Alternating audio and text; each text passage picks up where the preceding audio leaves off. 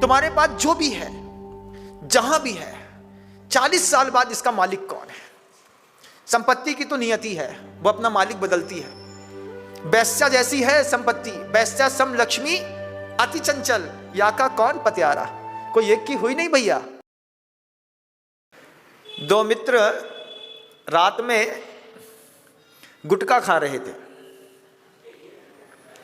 गुटखा खा रहे थे रात में बैठे बैठे, ठंड के दिनों में भी होता है, नींद नहीं आती है। 9 बजे दुकान बंद हो गई। उसके बाद 12 बजे तक का समय रहता है जब लोग घूमते हैं या फिर मित्र मंडली बैठती है। उसी बैठते वक्त उनकी रोज की आदत थी गुटखा खाने की। दोनों मिलकर के बैठ करके गुटखा खाते। कोई नहीं देखता तो अपनी ही दुकान के नीचे बैठ करके वो सिगरेट भी कभी कभी पी लेते थे। मित्र मंडली में 2-3 लोग ऐसे भी थे जो लोग शराब पीने के आदी थे, और जैसे जैसे रात गहराती एक एक करके इन सारे लोगों का जमवाड़ा एक जगह लग जाता। आज भी ऐसा होता होगा, मैं ऐसा मानता हूं।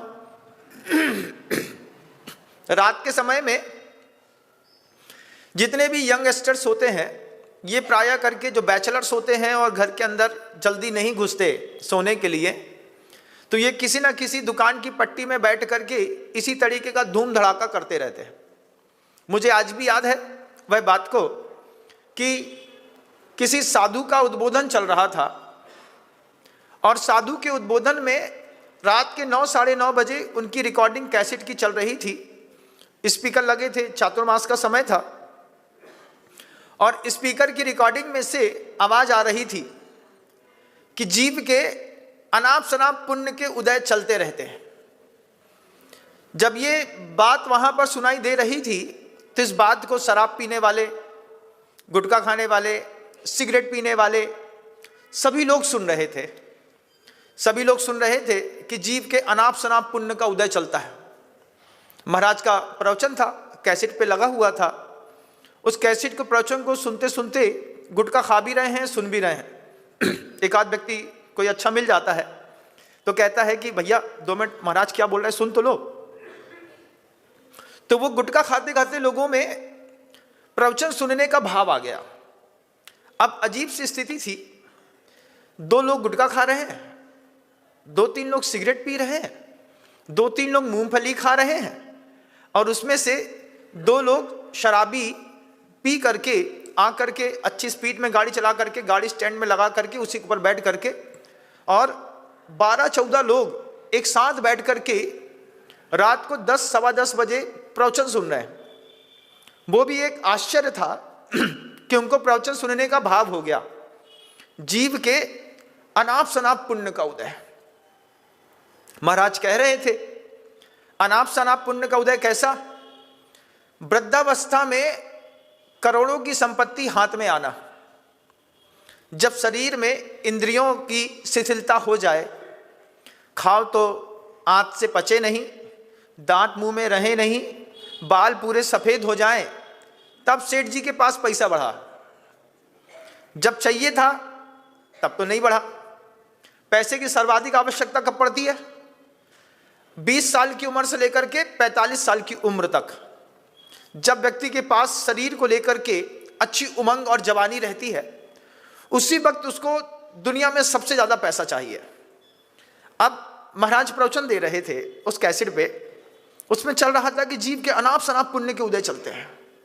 वो भी सुन रहे थे सारे के सारे लोग, कुछ व्यसनी है, महाव्यसनी है, कम व्यसनी है, लेकिन एक संयोग मिला कि कान में महाराज की आवाज चली गई।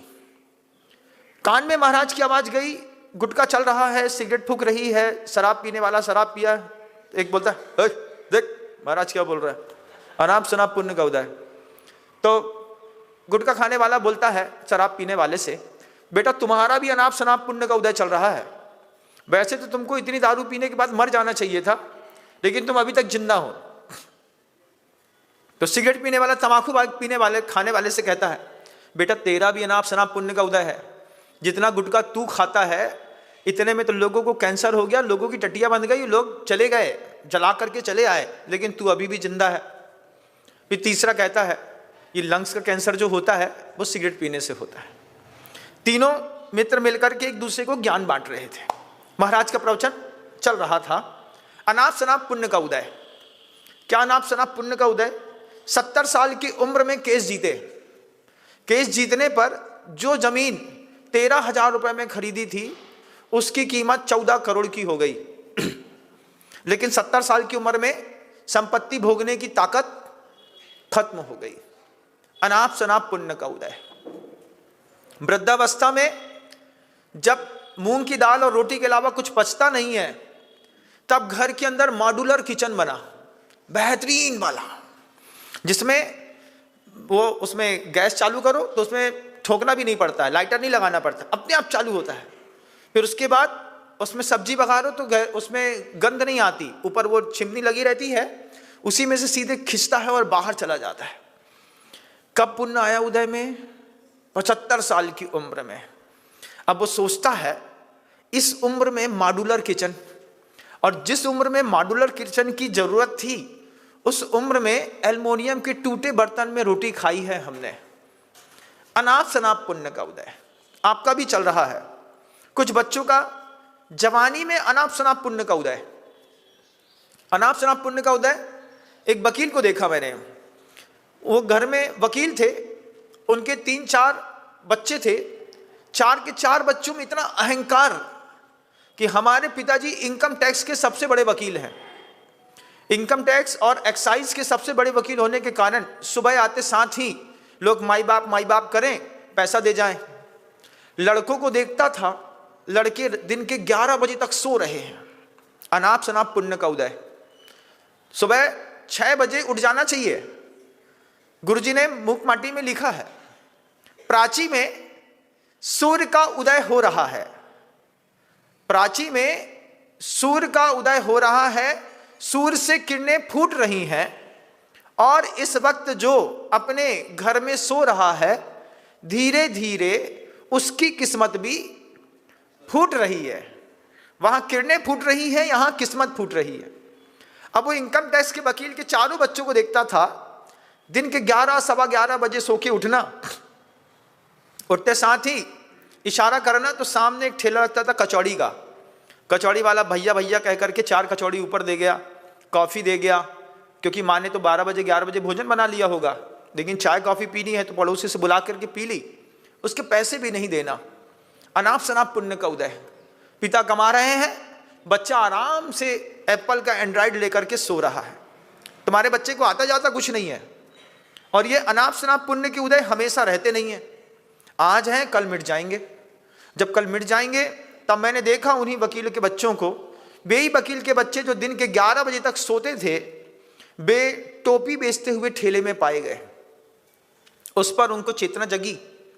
अब दिन के 6 साढ़े 6 बजे उठते हैं, 5 रुपए टोपी में बचता है, भैया टोपी खरीद लो, मोजा खरीद लो, स्वेटर खरीद लो। जिंदगी जी रहे हैं वो आज भी। कैसा है जीवन में अनाप शनाप पुण्य का उदय। वहां पर महाराज के जब ये प्रवचन चल रहे थे, चलते हुए प्रवचनों में वो दारू पीने वाले, तम्बाकू खाने वाले, सिगरेट पीने वाले, मूंगफली खाने वाले, ये 10, 12, 15 लोगों की मंडली एक साथ बैठ करके उस प्रवचन को रात को 10 बजे सुन रही थी। सुनते सुनते महाराज ने कहा कि हम दुनिया में हर इंसान से मिलते हैं, हर इंसान के हर इंसान से संबंध बनते हैं, लेकिन धर्मी बनकर के संबंध नहीं बनता। महाराज ने कहा तो लोग सोचने लगे। महाराज कह ही रहे थे कि गुटखा खाने वाले, 2 गुटखा खाने वाले एक साथ मिल जाएंगे, लेकिन वही 2 गुटखा खाने वाले कभी हाथ में ग्रंथ उठा करके धर्मी बन करके एक साथ नहीं मिलेंगे। आप जिन दोस्तों के साथ जुआ खेलने जाते हैं, आप जिन दोस्तों के साथ शराब पीते हैं, आप जिन दोस्तों के साथ मिलकर के तम्बाकू खाते हैं, कभी भी आपने उन दोस्तों के साथ मिलकर के पद्म पुराण का स्वाध्याय नहीं किया होगा। आदमी गुरु शिष्य का संबंध होता है, पिता पुत्र का संबंध होता है, माँ बेटी का संबंध होता है, भाई भाई का संबंध होता है, मित्र मित्र का संबंध होता है, लेकिन इन सारे संबंधों में सत्संग नहीं होता है। 2 मित्र हैं, गुटखा खाने वाले हैं, बहुत खास याराना लगता है, तुम्हारे सुख में दुख में हमेशा वो साथ में रहता है, लेकिन तुम उसके साथ आज तक कभी स्वाध्याय नहीं कर पाए। उसी गुटखा खाने वाले मित्र के साथ तुमने कभी भी किसी मुनिराज के लिए चौका नहीं लगाया। उसी गुटखा खाने वाले मित्र के साथ मिलकर के तुमने कभी नहीं कहा कि एक बार निर्मल मन से अपन संवेद शिखर जी की यात्रा करके आते हैं। व्यसनों के दोस्त संसार में कई मिलेंगे बंधुओं, लेकिन कल्याण मित्र मिलना मुश्किल है। महाराज तो प्रवचन दे रहे थे और उन लोगों में धीरे धीरे उस प्रवचन को लेकर के गंभीरता आने लगी कि हम जिसके साथ गुटखा खाते हैं, हम जिसके साथ झूठ या चोरी का धंधा करते हैं, उसके साथ स्वाध्याय नहीं करते। एक बार करके देखिएगा। जो लोग शराब पीने के लिए किसी आदमी का सहारा ढूंढते हैं, वे अगर स्वाध्याय के लिए उसी आदमी का सहारा ढूंढ लें तो दोनों की किस्मत बदल जाएगी। संबंध गुरु शिष्य के दुनिया में प्रसिद्ध है, लेकिन गुरु जी कहते थे गुरु शिष्य का संबंध अगर पिता पुत्र का हो जाए तो बड़ा आनंद की बात है। पिता पुत्र का संबंध कैसे हो जाए? जो बात गुरु अपने शिष्य को देता है वह बात अगर पिता अपने पुत्र को दे दे, इसका मतलब पिता और पुत्र दोनों बैठ करके घर के अंदर 15 मिनट स्वाध्याय कर ले, 15 मिनट, और पिता पुत्र को समझाए आगम ग्रंथों में ऐसा लिखा है। आप सोचिए, अगर कोई पिता समझाएगा किसी पुत्र को कि आगम ग्रंथों में ऐसा लिखा है, तो फिर उस पुत्र की मानसिकता क्या बनेगी? बनेगी कि नहीं? बदलेगी। दो भाई बैठ करके रात में गड्डी गिन सकते हैं, बैठ करके एक दूसरे की गाली गलौज करके किसी और की उतार सकते हैं, लेकिन दो सगे भाई बैठ करके स्वाध्याय नहीं कर सकते। जीवन का कैसा पाप है, अनाप शनाप पाप, अनाप शनाप पुण्य। अनाप शनाप पुण्य है। घर के अंदर पैसा रखा हुआ है, रखे हुए पैसे से बैंकॉक और पटाया जाने का भाव होता है, लेकिन रखे हुए पैसे से कभी भी स्वप्रेरणा से किसी जिनबिंब को निर्माण करने की, मंदिर निर्माण की भावना नहीं होती। पुण्य तो है, अनाप शनाप है भैया। आपके घर के अंदर भी अनाप शनाप पुण्य है। कोई 70 साल की उम्र में करोड़पति बना, उसी के घर में कोई पैदा होते साथ ही करोड़पति बना। कोई अपने घर में कोई बेटी गरीब परिवार की होगी, लेकिन बड़े घर में आने के बाद अनाप शनाप एकदम से पुण्य उदय में आया। पुण्य उदय में आया तो देख में चकमक चकमक हो गई, इतना पैसा, इतना पैसा, इतना पैसा। अनाप शनाप पुण्य है। उस बच्चे का भी तो अनाप शनाप पुण्य है, लेकिन आपका भी ऐसा ही अनाप शनाप जो पुण्य है, ये आज है, कल रहेगा नहीं रहेगा कोई पता नहीं। इसके बीच में कुछ पुरुषार्थ होते हैं। अभी कल हमारे पास एक सज्जन आए और बड़ी अच्छी बात कह गए। वो बोले महाराज 5500 रुपए में हमने चांदी खरीदी थी, 5500 रुपए किलो में चांदी खरीदी थी। कितनी खरीदी थी? उन्होंने कहा 13 किलो। 13 किलो 5500 रुपए में चांदी खरीदी, और वो चांदी जो थी वो गलती से हमसे गायब हो गई।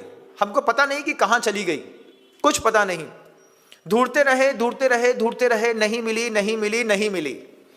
फिर हमने कहा फिर क्या हुआ? बोले महाराज हम लोगों ने घर बदला, पुराने घर में स्टील के बर्तनों में चांदी रख करके वो बर्तन का पूरा जो ड्रम था, जो पेटी थी, वो वहीं के वहीं छोड़ करके चले आए।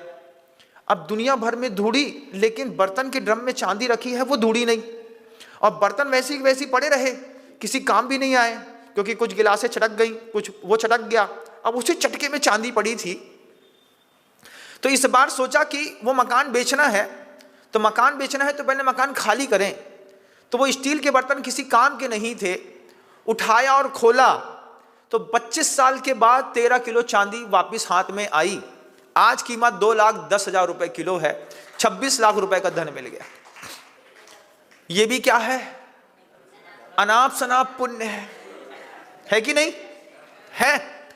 अब इस अनाप शनाप पुण्य में अगर मान लो आपको 13-15 किलो चांदी मिल जाए तो क्या सोचोगे? अरे महाराज हम तो ख्याली पुलाव ही बनाए रहते हैं। दुनिया में कितने सारे लोग ऐसे हैं जिनको ना चांदी खरीदनी है ना बेचनी है, लेकिन चांदी का रेट रोज ऊपर उठ रहा है। सुबह सो के उठने के बाद अरिहंत शरणम पब्बत जामी बोले या ना बोले, लेकिन MCX में चांदी जरूर देख लेते हैं आज क्या रेट हो गई। इसका क्या, ये इससे क्या होता है मुझे बताओ? और ये चांदी 2,15,000 हो गई, हो हमने तो 64,000 में खरीदी थी, तुम्हारे तो 3 गुना हो गए। 5500 वाले के कितने गुने हो गए आप सोचिए। 5500 रुपए किलो की चांदी 13 किलो कल खुली आई, तो हमने उससे पूछा अब इस 13 किलो का क्या करना है, तो वो कहते हैं आप जैसा बोलो। हमने कहा तुम अपने 5500 का हिसाब से पैसे ले लो, बाकी 40 छोड़ दो। तो बड़े उससे सहजता में आकर के कहते हैं महाराज श्री, जब ये चांदी 13 किलो मिली थी, उसी वक्त हमने सोच लिया था कि आधी चांदी जो है वो हम आचार्य सिंह जी के समाधि केंद्र में दान देंगे। अब वो तो उन्होंने कहा कि आधी चांदी समाधि केंद्र में दान देंगे, हमने उनको प्रेरणा दी, और आप क्या सोचते हैं, हमने उनको सिर्फ 1 किलो चांदी दी, और उन्हीं से 12 किलो चांदी के दान की घोषणा हमने आचार्य जी के समाधि केंद्र पे करा दी। और खुशी खुशी वो बोले हाँ महाराज जी मैं अभी जा रहा हूँ, जाते साथ वहीं पर दे करके और अपना सौभाग्य प्राप्त करके आ जाऊंगा। जीवन का इससे अच्छा कोई सौभाग्य नहीं हो सकता। आपके जीवन में जो अनाप शनाप पुण्य फला है, आपको क्या पता कौन सी कर्म प्रकृतियां कैसी काम कर रही हैं। गुरु जी कहते हैं, उस प्रवचन में चल रही थी वो बात कि जिसके साथ व्यसन करते हो उसके साथ एक बार स्वाध्याय कर लो, किसी भी एक ग्रंथ का नियम लो। जिसके साथ हमने हजारों बार गुटखा खाया है, हजारों बार शराब पी है, हम दोनों बैठ करके एक बार स्वाध्याय करेंगे। एक बार पिता पुत्र के बीच में स्वाध्याय हो, एक बार माँ और बेटी के बीच में एक स्वाध्याय हो, एक स्वाध्याय 2 जिगरी दोस्तों के बीच में हो, एक स्वाध्याय पिता और पुत्र के बीच में हो, एक स्वाध्याय गुरु और शिष्य के बीच में हो। अगर घर के अंदर इस तरीके के स्वाध्याय की एक परंपरा भी बनी ना, तो गुरु को सिखाने में बहुत ज्यादा मेहनत नहीं करनी पड़ेगी। मैं घर में था, मुझे मेरे पिताजी अध्यात्म अमृत कलश सिखाते थे, क्योंकि वो उधर वाली विचारधारा उनकी अलग थी। अलग विचारधारा में वो कहते थे स्वाध्याय किया करो। हमने कहा आप पढ़ लो, इतना ही बहुत है। रात में 2 बजे तक पढ़ते रहते। अब वो हमसे बोलते तुम भी पढ़ो। हमने कहा हमसे ना हो पाएगा। वहां गए तो नाना बोलते तुम भी पढ़ो। हमने कहा हमसे ना हो पाएगा। तो नाना तो लोभ देते थे, 10 कारिकाएं याद कर लो, हम तुमको मनाली घुमा के लाएंगे। मनाली घूमने के चक्कर में नाना ने कुछ कारिकाएं अध्यात्म अमृत कलश की याद करा दी। जैसी 10 याद करा दी तो वो फ्रीडम फाइटर थे, तो वो मनाली लेकर के चले गए। 4 दिन मनाली घूम करके चले आए। हमने कहा अच्छा सौदा है। गाथा याद करो, कश्मीर घूम लो, गाथा याद करो, मनाली घूम लो, गाथा याद करो, कहीं और घूम करके चले आओ, गाथा याद कर लो, कहीं और टूर में चले जाओ। हमने कहा बहुत अच्छा सौदा है। लेकिन आज सोचता हूं उनकी याद कराई हुई गाथाएं जो धार्मिक बन करके उन्होंने सिखाया, आज मेरे जीवन में काम आ रही है। आ रही है कि नहीं? आ रही है महाराज। ये धन है। जब हाथ की संपत्ति चली जाती है उस वक्त भी दिमाग की संपत्ति आपका साथ देती है। लेकिन आप अपने पुत्र को सब देते हैं, लेकिन संरक्षित करने के लिए एक भी स्वाध्याय का एक शब्द नहीं दिया होगा। आगम का दान अपने पुत्र को, अपनी पुत्री को अपने मुख से करिए। बेटा अपन दोनों मिलकर के इष्टोपदेश ग्रंथ का पाठ करेंगे। जवान बच्ची है, अगर हम कहें कि पाठशाला भेजो तो आप बोलेगी वो सीए करती है, एमबीए करती है, सीएफए कर रही है, पढ़ रही है, लिख रही है, दुनिया भर की फलाने गाने डिमके, बहुत सारे आपके एक्सक्यूज हैं। तो आप इतना तो करो कि घर के अंदर माँ अपनी ही बच्ची से कहे अपन दोनों मिलकर के इष्टोपदेश का स्वाध्याय से पाठ करना है। बस 50 कारिकाएं हैं। आप यूट्यूब खोल लीजिए, यूट्यूब में कोई भी एक साधु का उसका उच्चारण चालू कर लीजिए, कोई बॉक्स में लगा लीजिए, और दोनों जन मिलकर के 1 महीने तक इष्टोपदेश, 1 महीने तक पिता और पुत्र मिलकर के समाधि तंत्र की कारिकाएं, कोई स्वयंभू स्तोत्र, कोई व्यक्ति चाहे तो भक्तांबर स्तोत्र, कोई कल्याण मंदिर, कोई तत्वार सूत्र। लेकिन इतनी विशाल संपत्ति जब आप अपने पुत्र को दे रहे हैं, जब आप इतना वैभव अपने पुत्र के लिए इकट्ठा कर रहे हैं, तो क्या ये प्रवाहमान जिन धर्म की संपत्ति देना आपका हक नहीं है? क्या इसके बारे में कभी आपने सोचा? नहीं सोचा महाराज। हम तो सोचते थे कि पाठशाला भेज देते हैं, पाठशाला ही में बच्चे सीख जाते हैं, और जिनके बच्चे पाठशाला नहीं गए उनका कुछ है ही नहीं। हम वसीयत में अपने परिवार के लोगों को सब दे सकते हैं।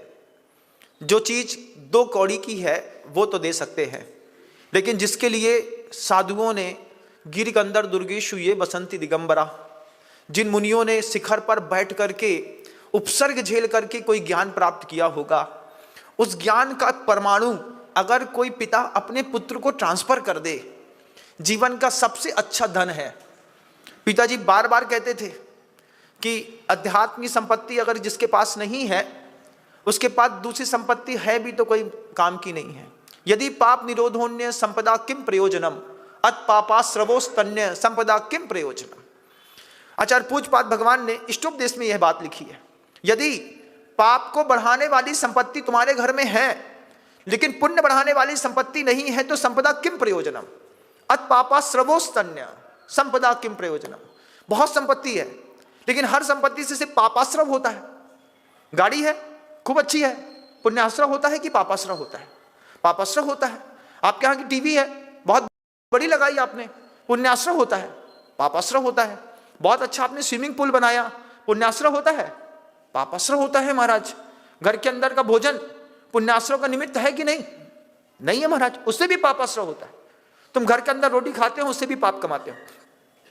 घर के अंदर की चक्की, पूछें अभी कितने घरों में चक्कियां हैं, तो कई घरों में तो चक्की ही नहीं होगी, वो बाजार की चक्की से आटा पिसता होगा।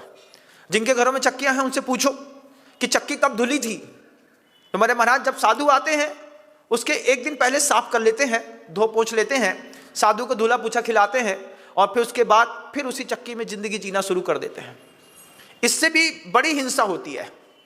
क्या होता है, चक्की में जब वो 2 जगह के छेद होते हैं तो रात में आटे की गंध से उसमें चूहा, छिपकली, मेढक, इसके अलावा कॉकरोच, चींटियां, कितने सारे जीव जाकर के स्थान बना लेते हैं। अंदर घुस गई, देखा है नहीं, और उसको चालू किया तो सब उसी में पिस गए। ऊपर से साफ सुथरा गेहूं डाला, खून से लथपथ होकर के गेहूं नीचे से बाहर आ गया, उसी की रोटी बनाई और खा ली। तुम्हारा भोजन भी पापाश्रव है। ये बात उद्बोधनों में चल रही थी, बैठे बैठे 5, 7, 10 व्यसनी लोग सुन रहे थे। व्यसनी लोगों ने संकल्प किया कि महाराज की बात बहुत अच्छी है, हम जाकर के वहां पर ओरिजिनल में सुनेंगे। और दूसरे दिन प्रवचन की सभा में जाकर के वो जाकर के बैठ गए। धर्म की शुरुआत कैसे होती बंधुओं, आप देखो, धर्म की शुरुआत की पहला चरण है कि तुम किसी गुरु को धैर्य पूर्वक सुन लो, सुन करके अंदर अंदर अच्छी धारणा बना लो कि हाँ इनने बात सही कही है। सुनने के बाद उनकी कीर्ति करो। जिस गुरु को सुन करके अंतर्मन निर्मल हुआ ना, उस गुरु का कीर्तन करना होता है। महाराज का प्रवचन ऐसा गजब का है, बिल्कुल क्या तरीके से समझाते हैं। जैसा आपने 4 लोगों से ओरल पब्लिसिटी करी, 6 लोग और आए, हो सकता है कोई पापी भी आकर के बैठ जाए, बोले यार बहुत नाम सुना इन महाराज का, एक बार सुन के तो आते हैं। सुन के आते में श्रवण के बाद दूसरा शब्द है कीर्तन।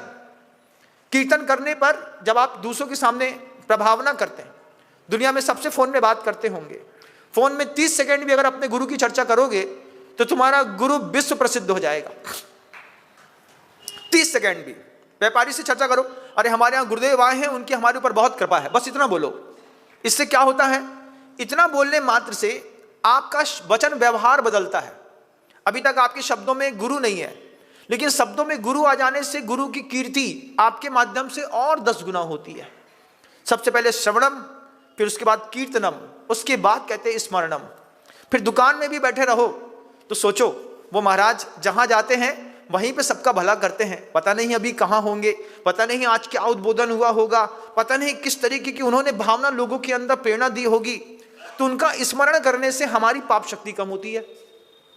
3 चीजें हो गई, सबसे पहले श्रवणम हो गया, फिर उसके बाद कीर्तनम हो गया, स्मरणम हो गया, चौथी कहते हैं गुरुजी कहते हैं पाद सेवा। मौका मिले उनके चरणों तक पहुंच गए, महाराज 10 मिनट बैठूंगा आपके पास, ऐसी भावना है। कुछ लेना देना नहीं, कोई संवाद नहीं, बड़े सिद्ध पुरुषों के औरे में जाकर के 15 मिनट बैठे, बेटे से कहा बेटा पैर पड़ लो महाराज है, और 10 मिनट बैठ करके अच्छे से नमोस्तु करके उदक चंदन तंदुल किया और चले आए। ये पाद सेवा कहलाती है। उनकी शुश्रूषा करना, पदयो संवाहनम च गुण रागात, उनके गुण से प्रभावित होकर के जब हमने उनकी पाद सेवा करी, जब उनके चरण कमल को पखारने का सौभाग्य प्राप्त किया, इससे भी हमारी पाप शक्ति नष्ट होती है। जिंदगी के ये सौंदर्य हैं। हो सकता है गृहस्थ दुनिया में बहुत अच्छा मकान बना पाया हो, लेकिन इन सारी चीज़ों से वंचित रह गया। तुम गुटखे खाने के शौकीन हो, जिसके साथ गुटखा खाते हो स्वाध्याय नहीं कर सकते। पापी दोस्त तो खूब मिले, एक कल्याण मित्र नहीं मिला तुमको। और जो कल्याण मित्र मिला वो कल्याण मित्र इतना ऊंचा मिला कि अरे बे तो महाराज हैं, हम महाराज के साथ रह करके क्या करेंगे। उसके बाद कहते हैं पाद सेवा कर लो, फिर अर्चन करो। अर्चना होती है, महापूजा होती है, ऐसे गुरुओं की प्रभावना करी जाती है। उनके विहार इत्यादिकों में आने जाने में साथ में रह करके जब बड़ी बड़ी गाड़ियां चलती हैं तो लोग कहते हैं क्या गजब के हैं। नागपुर में था, गुरुजी रामटेक में थे और पूना से ये ब्रह्मचारी ताकता के साथ करीब 900 लोग पैदल आचार्य जी के दर्शन करने के लिए आए। जब वो पैदल दर्शन करने के लिए आए तो नागपुर से होकर के वो रेला निकला। उसमें गाड़ियां चल रही थी, पुलिस कस्टडी चल रही थी, लोग पैदल चल रहे थे। हाथों में एक बैनर लगे हुए थे, अंडा छोड़ो, मांस छोड़ो, शराब छोड़ो, रात्रि भोजन छोड़ो, पाप छोड़ो, हिंसा करना छोड़ो, ऐसे ऐसे छोड़ो छोड़ो के नारे थे उसमें लिखे थे। लोग पढ़ रहे थे, एक सफेद ड्रेस में जा रहे थे। वहां से जैगवार और रोल्स रॉयस में आते हुए 2 गाड़ियों ने बीच रास्ता में खड़े हो गए। खड़े होकर के पूछते हैं भैया ये क्या है। तो वो तात्या कहता है हम लोग पूना से आए हैं, रामटेक जा रहे हैं। क्यों जा रहे हो? गुरु महाराज के दर्शन करने। तो वो कहता है मैं इतना करोड़पति अरबपति हूं, मुझे 4 लोग नहीं पूछते, घर के अंदर भी खरबपति होने के बाद। ऐसा कैसा साधु है कि जिसके दर्शन के लिए लोग पूना से लेकर के रामटेक तक 900-1000 किलोमीटर पैदल चल के आ रहे हैं। ऐसा कौन सा साधु है? तो जब आप पैदल चलते हैं, जब आप अपने गुरु की प्रभावना करते हैं पैदल चलते हुए, इससे गुरु की कीर्ति और महापूजा होती है। इससे दिगंत तक उनका प्रभाव बढ़ता है। फिर वो कहते हैं कि जिस गुरु के तुम दर्शन करने आ रहे हो उस गुरु के दर्शन करने हम भी वहां पर आएंगे। वहां पर तीसरे दिन बोले हमको 3 दिन लगेगा वहां पहुंचने में। तो उनके रामटेक आने पर वो रोल्स रॉयस और जैगवार वाले श्रेष्ठी भी वहां पर आए।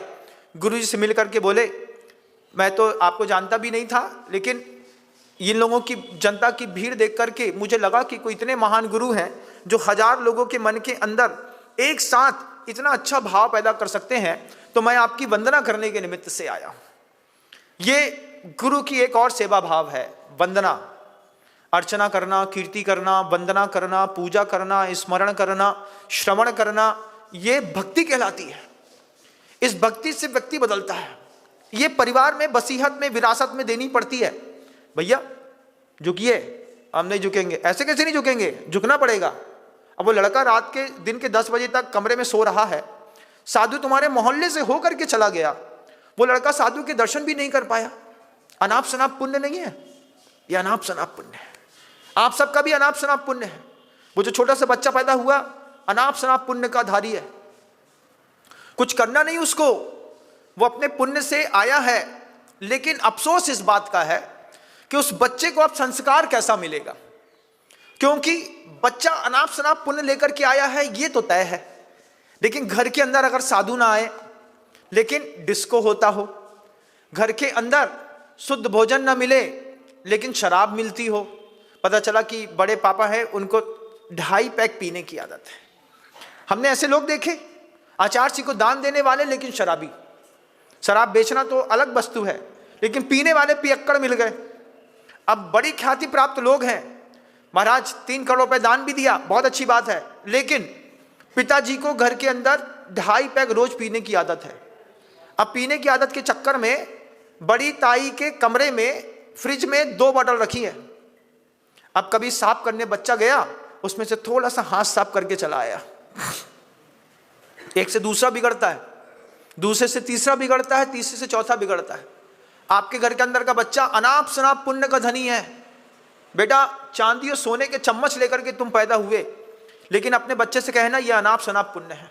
ये अगर तुमको हमने धर्म के संस्कार नहीं दिए, गुरु से जोड़ा नहीं, गुरु के साथ आपको लगाया नहीं, और ये अनाप शनाप पुण्य उदय में आएगा, तो बच्चा किसके साथ जिंदगी जिएगा? उसी के साथ जिसके साथ गुटखा खाता है, जिसके साथ सिगरेट पी रहा है। अनाप शनाप पुण्य का धारी रात को 10 बजे वहां जिसके साथ बैठा है। संगति सर्वदार है, संगति ही तो सब देगी। आप दे नहीं सकते, क्योंकि पिता पुत्र के बीच के संबंध में स्वाध्याय नहीं है। धर्म नहीं है। गुरुजी कहते हैं 4 प्रकार के जो पुरुषार्थ हैं वो धर्म पूर्वक होते हैं। धर्म, अर्थ, काम और मोक्ष, ये चारों पुरुषार्थों में धर्म को साथ में लेकर के अर्थ पुरुषार्थ होता है, धर्म को साथ में लेकर के काम पुरुषार्थ होता है, धर्म को साथ में लेकर के मोक्ष पुरुषार्थ होता है। आप अपने बच्चे को सब दे रहे हैं ना, कितना कुछ दे रहे हैं आप अपने बच्चे को। बेटा एक प्लाट और खरीद दिया है, बेटा तुम्हारे लिए मकान भी बनवा दिया है, दुकान भी बहुत अच्छी है, 50 तोला सोना रख दिया है, 30 किलो चांदी रखी है, कितनी सारी एफडियां रखी हैं, उसके बाद भी जो अलमारी है उस अलमारी में जो पाइप है उसके अंदर भी सोना घुसा करके रख दिया है, कोई पहचान ना पाए। कितना दे रहे हैं आप अपने बच्चे को, इतनी मेहनत कर रहे हैं, लेकिन उसकी संगति किसके साथ है? उसकी संगति नीच कुल के आदमी के साथ है। वो नीच कुल के लोगों के साथ बैठ करके शराब पी रहा है, गुटखा खा रहा है। महाराज है तो यही हमारे जीवन में, अब क्या करें। ऐसे बच्चों को दासस्य पना सिखाना पड़ता है, ये भी एक भक्ति है। गुरु के दास बनो, वो जैसा कहते हैं वैसा करो, जाओ करके आओ। इस तरीके से बच्चों को उस पर प्रेरित करने पर बच्चे के मन के अंदर वह संपत्ति के प्रति भी भाव पैदा होता है। फिर आचार्य कहते हैं अंत में साख्य भाव होता है।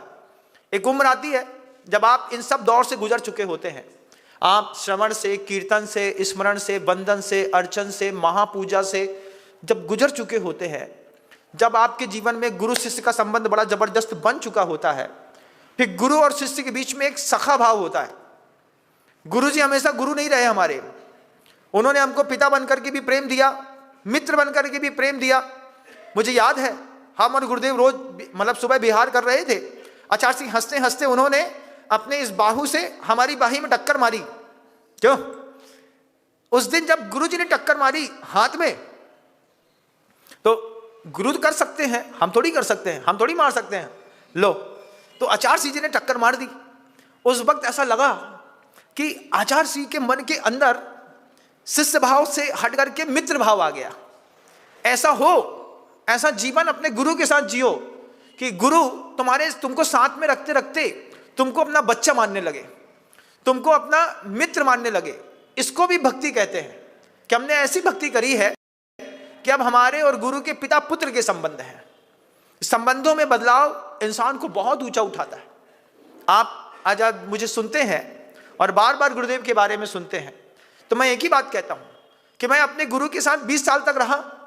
शुरुआत में मेरे गुरु शिष्य के संबंध थे, उसके बाद मेरे पिता पुत्र के संबंध बने, उसके बाद गुरु के साथ हमने एक मित्रवत जीवन भी जिया। जब आचार्य से अपने मन की बात धीरे से चलते चलते कह देते थे, जिस वक्त गुरु जी ने मुझे अपने बाहों से मेरी बाहों में टक्कर मारी, उस दिन भर मेरे दिमाग में घूमता रहा। आज आचार्य से इतनी खुश मूड में थे कि जिसमें उन्होंने मेरे ऐसे टक्कर मार दी। अब वो बार बार स्पंदित करती रही कि गुरु जी ने टक्कर मारी, गुरु जी ने टक्कर मारी। और आचार्य जी भी देखते मुस्कुरा देते, मैं उनको देखता तो मुस्कुरा देता, वो मुझे देते मुस्कुरा देते। क्योंकि एक समय के बाद आपके गुरु शिष्य के संबंध भी मित्र जैसे भी होते हैं। फिर एक वक्त आता है जब गुरु को पुत्र के जैसा पालना पड़ता है और शिष्य गुरु के जैसा बन जाता है, जिस दृश्य को इस नसीराबाद की नगरी ने अपनी आंख से देखा है। आपने अपनी आंख से देखा है, जो गुरु थे दादा ज्ञान सागर जी महाराज, वे शिष्य बनकर के नीचे बैठ गए और गुरुदेव ने पिता बनकर के उनकी पुत्रवत सेवा शुश्रूषा करी। वैसी सेवा करी होगी ना जैसी एक बच्चे को आप संभालते हैं, ऐसी महाराज सिर में हाथ फेरना, शरीर के स्पर्श की एक भाषा होती है। स्पर्श के से समझते हैं कि इनको कहाँ दर्द है, कहाँ दबाना, कितना दबाना, कैसे दबाना, क्या सेवा करना।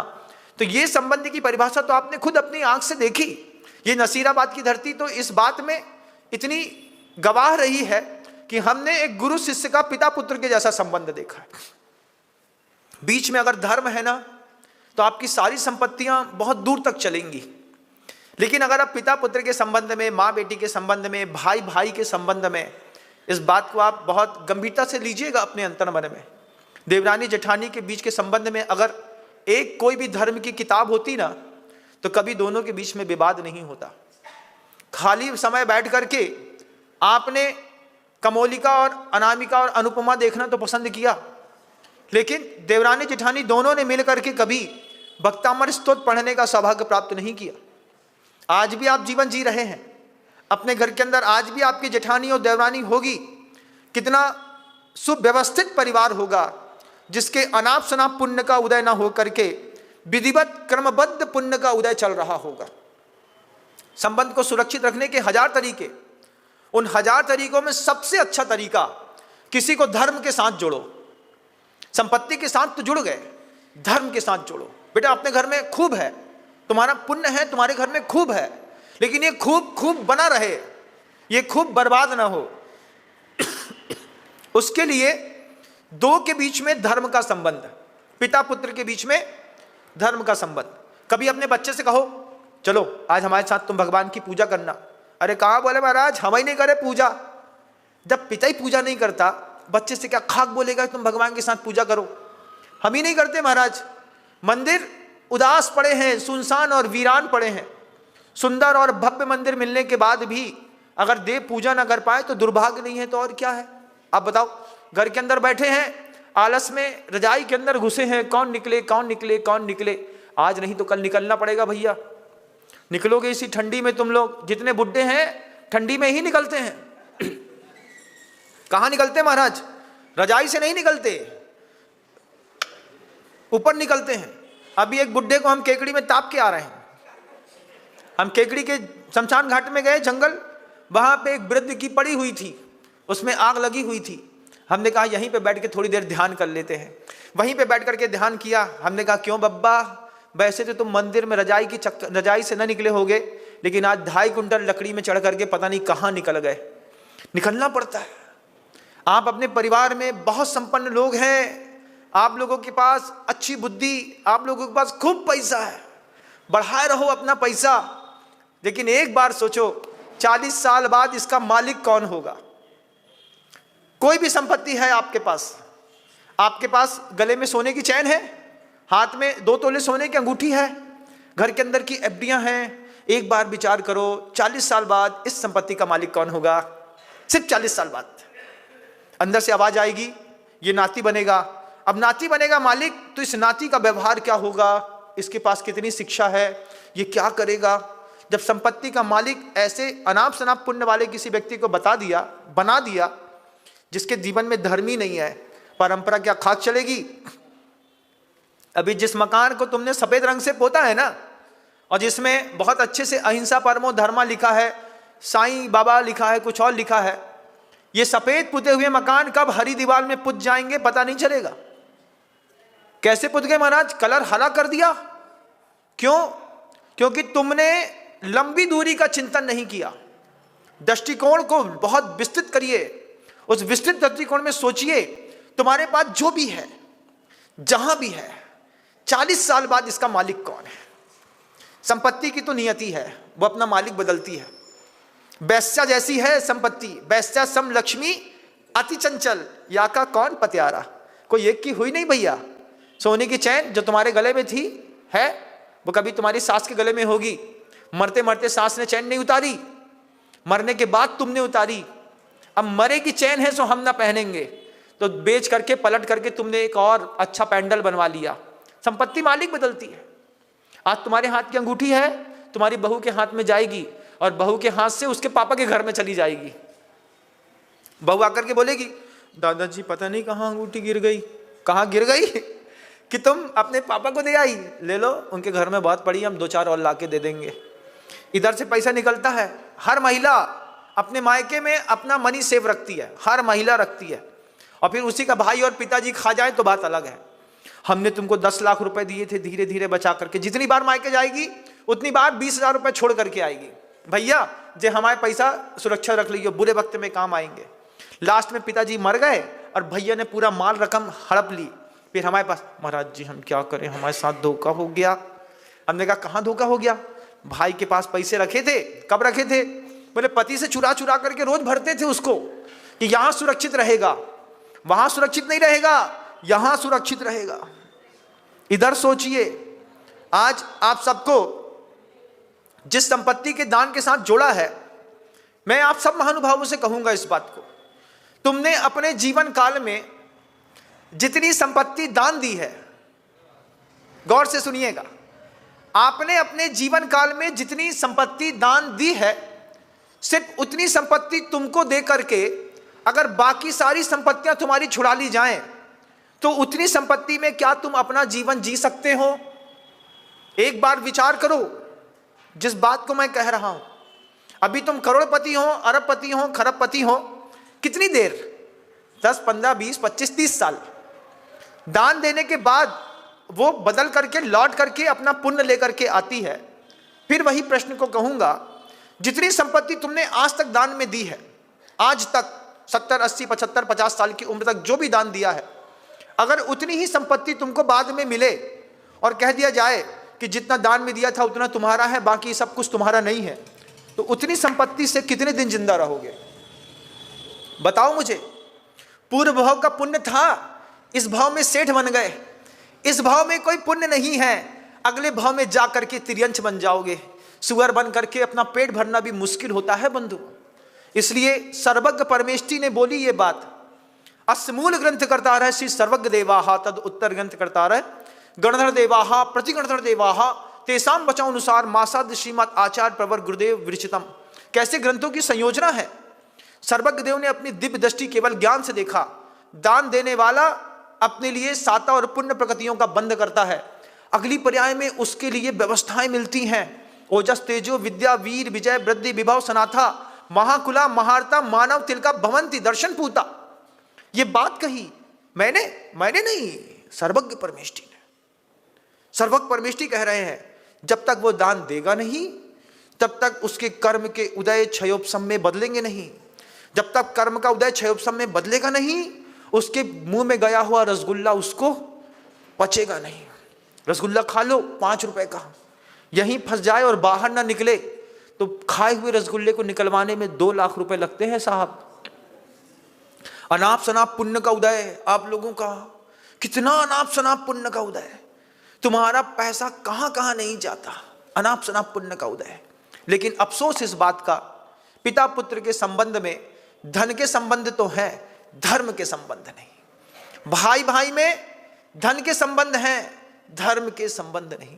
पति पत्नी के बीच में एक भी दिन तुमने मिलकर के भक्तामृत स्तोत्र नहीं पढ़ा होगा।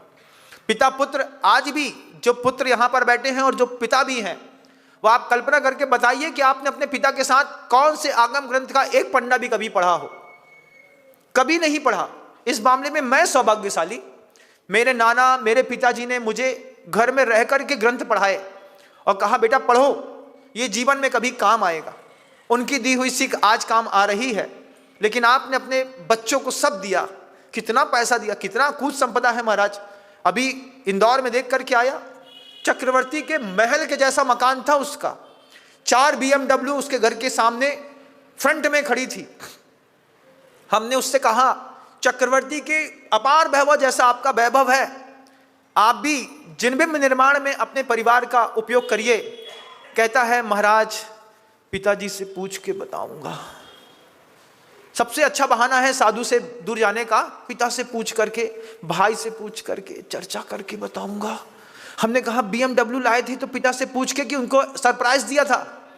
बोले जब BMW लाए थे तो पिता को सरप्राइज दिया था, तो क्या ऐसे ही एक सरप्राइज पिता को जिनबिंब कर दे दो कि आपके आशीर्वाद से हमने एक जिनबिंब रखने का मौका लिया।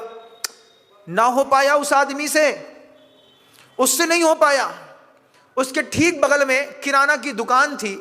उसने कहा महाराज ये बात हमारी माँ से कहते तो तुरंत काम होता। हमने कहा कहाँ है तुम्हारी माँ? अभी मंदिर से आई है, उससे कहा एक जिनबिंब रखना है आपको। बोले महाराज हमारे पति के जाने के बाद 16 लाख रुपए रखे थे, अगर ये 11 लाख रुपए हमारा लड़का दे दे तो हम 31 लाख की एक प्रतिमा रख देंगे। और उस महिला ने 31 लाख रुपए की प्रतिमा दे दी। ये होता है अनाप शनाप पुण्य के बीच में अगर धर्म नहीं है तो आप 1 रुपए दान नहीं दे सकते। दान देने के पीछे धर्म की बुद्धि, कुछ बैकअप होना चाहिए। आप अपने परिवार में कैसी संयोजना बना करके बैठे हैं, एक बार चिंतन करिएगा बंधु। आप अपने परिवार में बहुत समृद्ध लोग हैं, लेकिन घुटन भरा माहौल है उस परिवार के अंदर। एक दूसरे को देख करके कितनी कसाई होती होगी, एक दूसरे को देख करके कितने परिणाम खराब करते हैं आप परिवार के अंदर।